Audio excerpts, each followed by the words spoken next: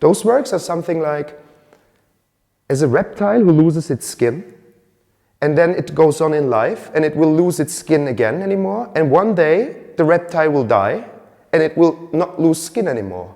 And this will happen with der Stapel as well. So one day I will die, and then no der Stapel will be produced anymore, so it ends.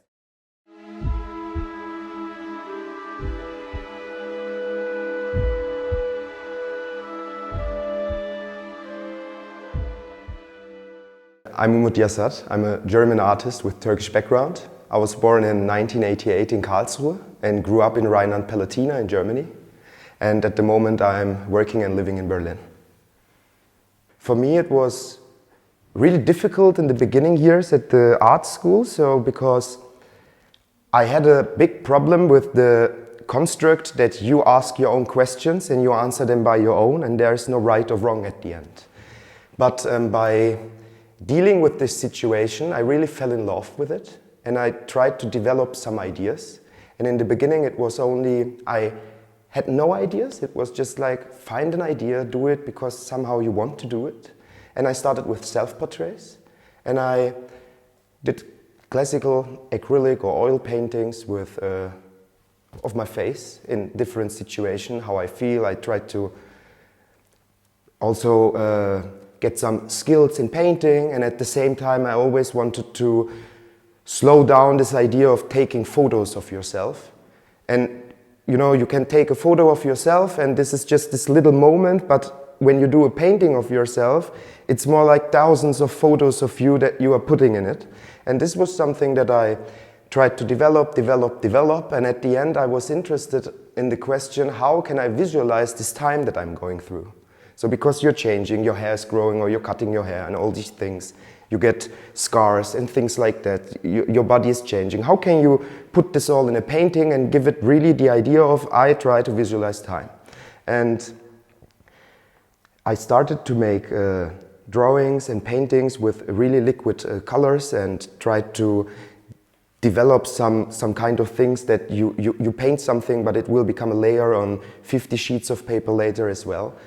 And I had my diploma show at Kunstakademie in 2014, and I know that I hang about 1,000 drawings onto the wall where I tried to show like a comic strip how a drawing can change. I used a drawing from myself. This is the last one that was dated from the kindergarten. And I just look at it because I guess in that moment we were really free. When you were 5, 6 years old, you get a pencil in your hand. You do something without thinking about it, you just do it. And I realized that when you age, you grow up, you create a personality, you are not free that anymore. Everything that you do, you question it. So I took this drawing for myself, looked at it, and I just tried to understand how was it possible to make a drawing like that. And I just repeated it thousands of times to maybe understand what's happening.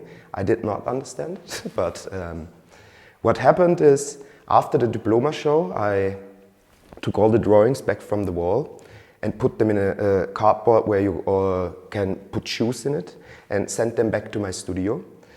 And in my studio I looked at them and you had this pile of papers, and you know, when you draw something there's always like some colorful elements, you will see them also at this side of the paper, and I was really interested in it to see it some kind like an archaeological thing. I was not interested in what I do, I was interested that I do something. And because I think everything that I do was unnecessary for the question how to visualize time.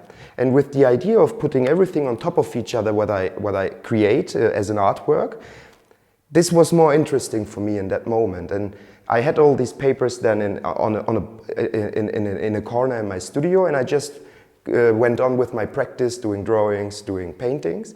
And everything that I did, I just put on top of it. And on one day, it was the 29th of October 2014, I decided myself to take a rope and make a unit out of them. The works are always on wheels, and I try to use the A4 size as something like a backbone, because the A4 size was, as a student, I had a lot of financial problems, and sometimes you want to realize something, but you don't have the money to buy the paint, you don't have the money to buy the canvas, and I realized that I'm going into a really difficult situation when I want to realize things that I'm not able to realize because of financial situations. But this A4 size of paper is cultural everywhere. So I buy something, I don't buy it, I will get an A4 size of paper in my mailbox. And this is something that touched me because A4 is every day, everywhere. And for me, you have no money to buy paper, but you will definitely find somewhere an A4 size of paper and just paint on it, draw on it and something like that. And in the beginning it was really strict. It was only A4 size papers. I didn't use anything else.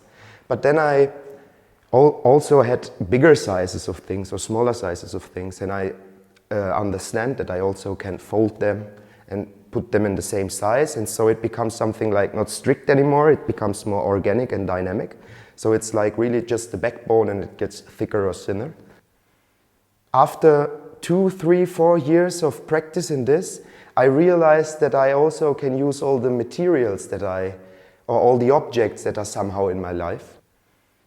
Definitely in everything that touches my life in a way should become one of these things, because I see it somehow as, these are self-portraits.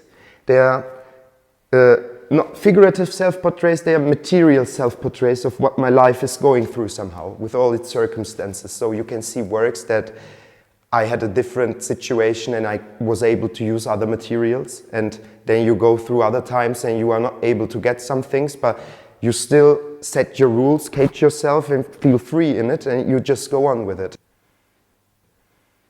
My work, Der Stapel influences, is always to travel at different places, because you get in touch with different materials, you get in touch with different product design, you get in touch with so many different things, languages and everything. And this is something important for me, to travel as much as possible, to find an answer to the idea of searching what material is important to whom and why. My exhibition at Galerie Julien Cadet is called 315. I use numbers for my exhibition's titles since 2 years, because like I use numbers for my artworks, I'm interested in a structure that gives me the freedom of time, thinking about how can you give, what should be the title of something. And what's happening here is now, this is the 31st presentation from Der Stapel to public since 2014. And we show 5 works, and that's simply how the system is working. And until now, this will be the last exhibition where people think on dates, because it could be the 31st of May. But the next exhibition, the next presentation will be 32, and then it makes no sense anymore. And this is something that I really like. So you are getting out of this idea that it should be a date. Is it an important date to him or so? It's not, it's just 2 numbers. And we show here 5 works that were created. 2 are from 2019 and then 2020. And the works are instilled in a way how we have to deal with each other at the moment outside of buildings. We have social distancing to each other. And I was thinking about only, we have these rules, how many people are allowed in a space with such square meters. And I tried to realize an environment where people can look at sculptures without not having a social distance to each other. And this is why we have this straight line in the gallery space, and you can always walk slalom and everywhere and go to the wall and take a look at the works. And I think this is something how I try to deal with contemporary topics. Things that are happening at the moment, how can you deal with them with your own works? Definitely 2019 was so cool and 2020 was so different.